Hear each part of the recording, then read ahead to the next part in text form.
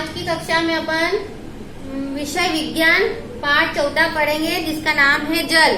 तो बच्चों, आपको किसी कारणवश अगर जल आपके परिवार में आपको अगर सप्ताह में प्रतिदिन एक ही बाल्टी जल मिलता है, कल्पना कीजिए तब क्या होगा। क्या आप खाना पकाने, कपड़े धोने, नहाने, इन सब में एक बाल्टी से सारा काम कर सकते हैं? क्या आप नहीं कर पाएंगे। यदि आप काफी लंबे समय तक हमें आसानी से जल प्राप्त नहीं होगा तो क्या होगा। पीने के अतिरिक्त हमारे ऐसे बहुत से क्रियाकलाप है जिससे कि हमें जल का अनुमान लगाना ये असंभव है कि हम किस प्रकार से जो है जल को उपयोग करते हैं और कितना करते हैं दिन में, ये पता लगाना हमारे लिए मुश्किल है। तो हम कितने जल का उपयोग करते हैं, तो प्रतिदिन के लिए उन सभी क्रियाकलापों की आपको सूची बनाना पड़ेगी कि नहाने के लिए कितना जल लगता है, पीने के लिए कितना लगता है, भोजन बनाने के लिए कितना लगता है। तो आपको ये पता लगाना पड़ेगा कि आप प्रतिदिन में जो है कितना जल का उपयोग करते हैं। तो बच्चों, दिन भर में अपन कितने जल का उपयोग करते हैं, ये आपको जो है पूरे अपने दिन भर का क्रियाकलाप एक सूची बनाकर रखना पड़ेगा कि आप दिन में कितना जल उपयोग करते हैं। और जल हमें कहाँ से प्राप्त होता है, तो जल को तो आपको पता है कि जल का मुख्य स्रोत वर्षा है और इसके अलावा समुद्र, झीलें, तालाब, नदियाँ, ये सब प्राकृतिक स्रोत है। और अभी जैसे कि मानव द्वारा तो जैसे ट्यूबवेल है, हैंडपंप है, ये मानव द्वारा निर्मित जल के साधन है। तो जल हमें इनसे प्राप्त होता है और मुख्य स्रोत इसका वर्षा है। और जल आदि के स्रोत ये मुख्य अपने मैंने बता दिए हैं कि वर्षा, नदियाँ, झील, समुद्र, तालाब। जल जीवन के लिए अत्यंत आवश्यक है। दैनिक जीवन में हर कार्य के लिए जल पर अपन निर्भर है। जल 3 अवस्थाओं में पाया जाता है। ये अवस्थाएं आपस में परिवर्तनीय है। जल एक असंगत व्यवहार प्रदर्शित करता है। बर्फ का आयतन जल के आयतन से अधिक होता है एवं घनत्व कम होता है। वाष्पन की दर निम्न कारकों से बढ़ती है, जैसे कि सतह का क्षेत्रफल बढ़ने पर और ताप में वृद्धि होने पर, आर्द्रता में कमी होने पर, वायु की गति में वृद्धि होने पर। धरातल का जल सूर्य की गर्मी से वाष्प में बदलता है। वायु में विद्यमान वाष्प ही उसकी आर्द्रता कहलाती है। तो आर्द्रता किसको कहते हैं, आपका ये प्रश्न आ जाएगा। तो वायु में विद्यमान वाष्प ही उसकी आर्द्रता है। वायु में वाष्प ग्रहण करने की क्षमता होती है। तापमान पर निर्भर करती है कि ग्रीष्म ऋतु में वायु अधिक वाष्प ग्रहण करती है जबकि शीत ऋतु में कम वाष्प ग्रहण करती है। जल संग्रहण की दृष्टि से वाटर हार्वेस्टिंग वर्तमान में एक वैज्ञानिक तरीका है। जो वर्षा का जल जो रहता है तो रेन वाटर हार्वेस्टिंग करते हैं, जैसे कि छतों में से पानी निकलता है, उस पानी को पाइप के द्वारा वापस कुओं में और अपने घर के टैंक वगैरह में उनको डालते हैं, तो उसको रेन वाटर हार्वेस्टिंग कहते हैं। वापस उसी जल को वापस जमीन में, वर्षा के जल को वापस जमीन तक पहुंचाना, ये अभी वैज्ञानिक पद्धति चल रही है हार्वेस्टिंग की। तो जल में अधिकांश पदार्थ घुल जाते हैं, इसलिए इसे सार्वत्रिक विलायक भी कहते हैं।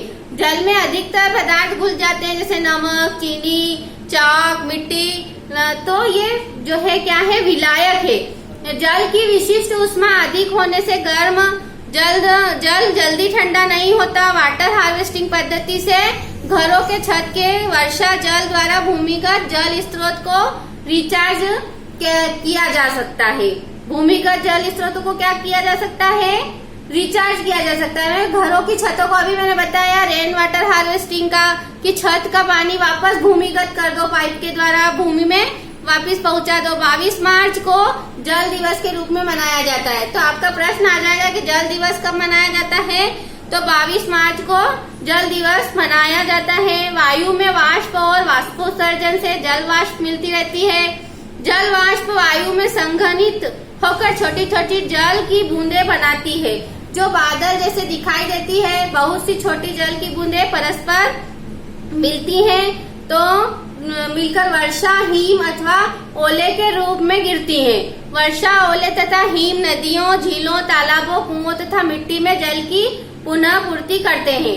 महासागरों तथा जलीय भागों में के बीच जल के चक्रण को जल चक्र कहते हैं।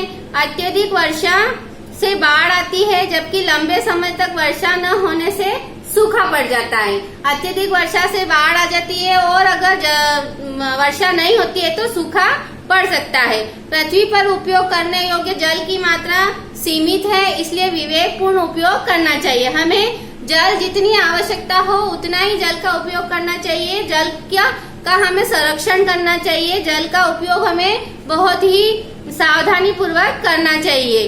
अभी थोड़े दिनों पहले अपने जो है जल का बहुत ही अपने दैनिक जीवन में जल का उपयोग अपने को सावधानी पूर्वक करना चाहिए, क्योंकि जल प्रदूषण भी अपने देश में बहुत ज्यादा होता है फैक्ट्रियों द्वारा, कारखानों द्वारा। तो नदियों का जल जो है प्रदूषित हो जाता है, तो इसका भी हमें ध्यान रखना चाहिए। जल प्रदूषण भी हमें जो है होने से बचाना चाहिए। तो आपको मैं इसके मुख्य परिभाषा इस पाठ में जो आई है, वाष्पीकरण, संघनन, भूजल, ओला, वर्षा संग्रहण, जल चक्र, जल वाष्प, इन सब के बारे में मैं आपको संक्षेप में बताऊंगी कि किस तरह से इनकी परिभाषाएं बनती है।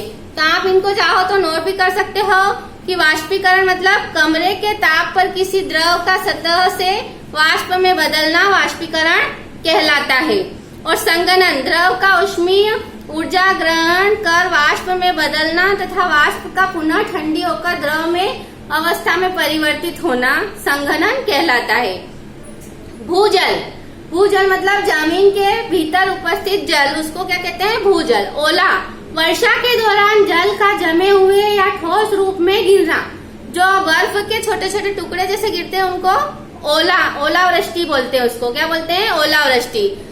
वर्षा जल संग्रहण, वर्षा जल के भविष्य के लिए एकत्र और भंडारण करने की व्यवस्था। जल वाष्प, जल का गैसीय रूप।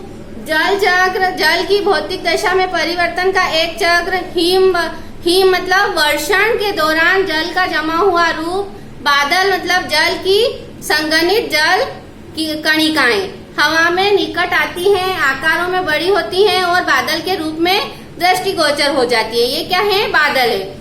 सूखा मतलब लंबे समय तक किसी भी क्षेत्र में वर्षा न होना, वहाँ सूखा पड़ जाता है। तो आपको ये निम्नलिखित परिभाषाएं बताई मैंने, वाष्पीकरण, ओला, भूजल, वर्षा संग्रहण।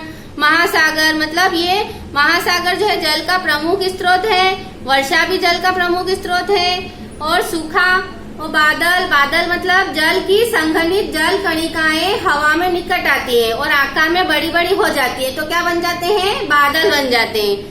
तो आपको इनको नोट करते जाना है और वीडियो को ध्यान से सुनिएगा तो आपको और समझ में आएगा ढंग से कि इस पाठ में किन किन की परिभाषा दे रखी है। हम जल को संरक्षित किस प्रकार कर सकते हैं। तो पृथ्वी पर उपलब्ध जल का केवल एक छोटा सा भाग ही पौधों और जंतुओं, मनुष्यों का प्रयोग होता है।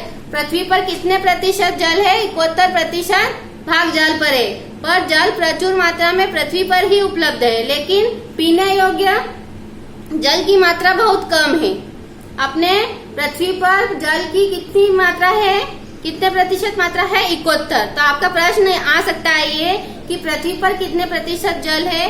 तो 71% ये आपको याद रखना पड़ेगा। और जल जो है अपने को सावधानी पूर्वक इसका उपयोग करना चाहिए, इसका संरक्षण करना चाहिए। जल के उपयोग के बिना हमारा जीवन संभव नहीं है। इस पाठ में आपको यही बताया गया है। तो बच्चों, आपको इस पाठ से बहुत अच्छी शिक्षा मिली है जल को संरक्षण करने की, जल को जो है बचाने की, जल का उपयोग सावधानी पूर्वक करने की। तो इस पाठ को अपन यही खत्म करते हैं। आप अपना होमवर्क चेक कराते रहिए। इस पाठ के प्रश्न उत्तर मैं आपको फोटो खींच के भेज दूंगी। आपका होमवर्क जल्द से जल्द आप चेक करवाइए पूरा करके। ग्रुप के, आपके कक्षा के ग्रुप में फोटो खींच के भेजिए। अगली कक्षा में अगला पाठ पढ़ेंगे, तब तक आप अपने कार्य को पूरा करते रहिए।